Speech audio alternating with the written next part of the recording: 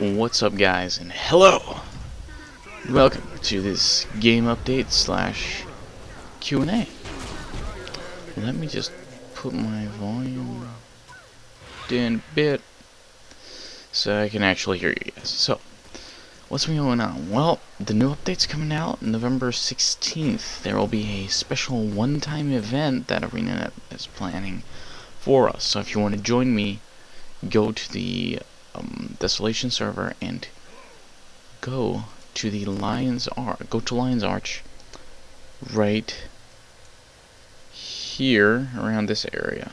There should be around here. There should be a sewer gate that opens for the new Sea of Sorrows area. Now, what will I be doing in this video? I'll be doing a Q&A. I've been getting a lot of questions from people asking me what I think about the game, what is going on with me, what am I focusing on, and are there any things I hate about the game or dislike? Right. First question comes in from Jonathan, and he asks, "Hey Immortality, what do you think about the state of the game and how it is going? Do you think there are any things that can be improved upon, or do you think the game is just right as it is?" Well, Jonathan, first of all, I like the game as it is. I played Guild Wars 1 for a very long time, and I love that game. When they announced the development for Guild Wars 2, I was psyched. Like, I was seriously wowed by that. Now, what I think about the state of the game, well, I think the game is running pretty much great. Like, it's doing good.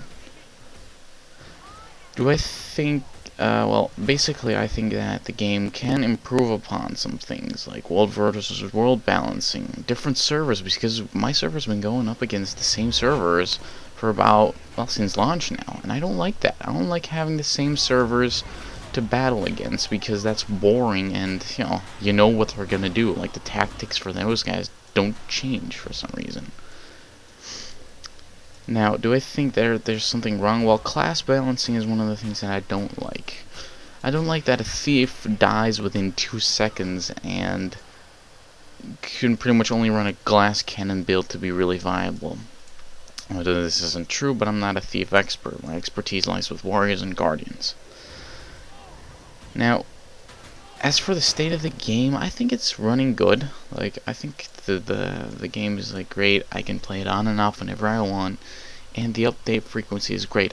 We just ended Halloween a week ago, and that was amazing. Like, wow, that event, amazing. I loved it. It was one of my favorite events of the year, and they made it be worth your while. Do I think that the content that they release every now and then is bad? No, because they release like these big one-time events, which are great. Like, I love those. I'd wish that they would take in consideration of some people with planning and stuff, because a lot of people probably won't be able to make it to the Sea of Sorrows event, which is kinda, it sucks. But there's nothing to do about it. So, I hope that answers your question, and now on to the next one. Alright, question number 2 comes in from another YouTuber that I know. Her name is Silveria, and her question is, do you think the frequency of dynamic events is too high or too low in some certain areas? Well, yes, I do think so. There are a lot of events in the game that happen like every 5 minutes, like chains in, or happen every 2 minutes, whatever. I don't like that. I don't like doing the same event over and over and over and over again. That's not fun. Do I think that the frequency of some events is too low? Well, a lot is just right. Like, I don't want the big events like the Shatterer and stuff happening too frequently, because it makes it feel less epic. Like, when a dragon comes flying crashing down in the field, you just feel like, oh my god, I gotta stop it, and then you go, you kill it, and you're like, oh my god, that was epic, and you don't want to do it in like another 10 minutes so straightforward again. That's not fun. Now, do I think the frequency of events should be toned down a bit? Yeah. Because for Karma Farmers, it's really just they do the same event 27 times, and it's just no fun. It's no fun. So on to the third question. Third question comes in from Colin, and he asks, "Hey Mo, are you ever gonna do collabs with other YouTubers that make Guild Wars 2 videos? Seeing as you're on the Guild at Tictus, I assume that you'll be making videos with either Philetic or Tube Elephant or both. Maybe even with Matt Visual if guesting becomes available." This question I've been getting asked a lot, like really a lot.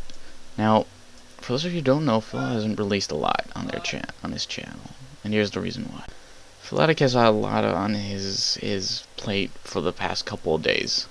He has gotten a new computer, so he has to set that up first. So we're giving him a bit of time to get settled and get back to the guild that he started. Of course, we would love to get him back in the game. We'd love to do collabs with him. I like his work. I love the guy, and his deep voice is like, "Hello, I am Phil. I am impersonating Morgan Freeman right now. Don't know why, but just because I can." As for Tube Elephant, I haven't seen him in like 2 months since the game launched. He got to level 80 and he pretty much died out. Like, his last video was in freaking June, so I have no idea where he is. For Matt Visual, he's actually in the guild right now. He's not representing the guild, I think. Oh, he is? No, he's not. He's on Borderless Pass. So yeah, to do a YouTube collab with him.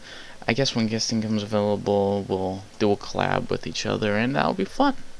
Okay? Okay. Next question. Okay, the second to last question comes in from Sarah, and she asks, "How long does it take to create Twilight, and what do you need for it?" Well, Sarah, Twilight, if you really want this, you're gonna be, you gotta be patient and stuff. First of all, you need 200 skill points, about 400 gold, and lots of time. First of all, you're gonna spend like 20 gold on leveling your professions. You need armor smithing and weaponsmithing to 400. Once you're done with getting your professions to 600 or 400, you're actually supposed to get the Gift of Metal and the Gift of Darkness. These will cost you both 10 gold and cost you a lot of mats. You can probably find a site that has the mats on it. Just take in consideration the legendary is not something like in World of Warcraft where you can farm the raid every week. Well, this will actually take you longer. And without like support from people on YouTube like I have, or with people on whatever, like forums, guildies, imagine you're gonna take quite a while. Like a big while. I'm sorry to say, but a legendary is not easy, but once you achieve a legendary, the feeling is overwhelming. And the last question comes in from a guy named, his name is pretty funny, Ridlock Barkstone. There's something. It's really something. Ridlock Barkstone. He asks, "Is there any way to get fast, cheap, exotic armor? I don't care about the looks, I just care about the stats." Alright, Barkstone. The easiest way, in my opinion, is to farm Ascalonian Catacombs 3 times every day, every single path, because you will get diminishing returns after you've done the path once. Do all 3 paths every day with or without a guild group. I'd suggest do it with a guild group because, in my opinion, I like that better. I like having a guild group because it's a lot faster. And take a guardian or a warrior with him that has a tanky-ish build. Once you do that, you should be just fine. Now, what do you mean by farming? Well, just doing the instances. Right now I have 510 tokens. Now these 500 I'm going to use for my Gift of Ascalon, of course. But I'm going for the God Armor since it looks, better. And it has the stats that I want. I'm getting the Grenth Armor and stuff for the power. and whatever, and the condition damage. So yeah, and the 200 sword is actually from AC. I got that for 390 tokens. So if you want that, go and get it. You can get 180 tokens every day. Now, tip, for those of you level 35 or higher, farm AC 3 times every day, explorable mode, with somebody who has done story mode. Why? Because you get a damn good amount of experience. You get about one level and 50% into the second level from just one run. So imagine about 5 levels every day from just doing that. You can level up really quickly. If you don't want to do the content, don't do it. You're not forced to. So yeah, that was it for my Q&A. I'll do another Q&A in the next video. I hope you guys enjoyed it. What I'm doing right now is world exploration and stuff. I gotta do all the hearts. It's gonna be quite a while before I get 100%. But I'm willing to do it to see zones I've never been to before. So, I hope you guys enjoyed the video. And as always, don't get crit.